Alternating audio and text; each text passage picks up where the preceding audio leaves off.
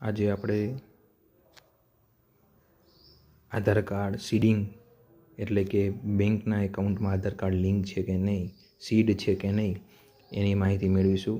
જે વિદ્યાર્થી મિત્રોને સ્કોલરશિપ માટે એપ્લાય કરેલું હોય તો તેવા લોકોનો આધાર બેંક સાથે સીડ થયેલું હોવું જોઈએ, તો જ તેમના ખાતામાં સ્કોલરશિપ જમા થશે.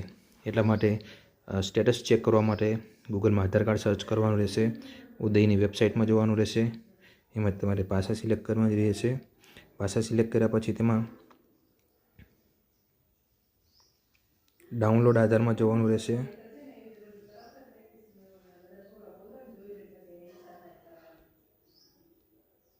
ડાઉનલોડ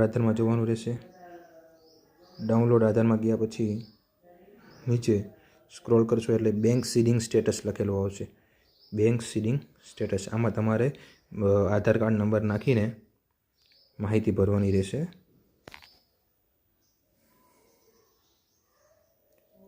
આમાં આપણે આધાર નંબર નાખવાનો છે અને કેપ્ચા નાખવાનો છે, લોગિન વિથ ઓટીપી કરવાનો છે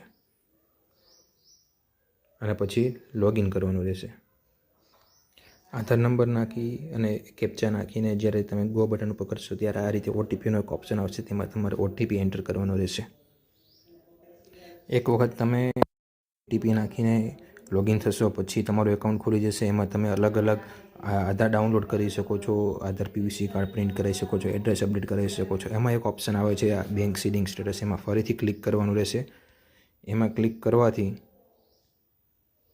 તમારો આધાર નંબર આ રીતે બતાવવામાં આવશે અને તમારું સ્ટેટસ એક્ટિવ છે કે નહીં એ જોઈ શકાય છે.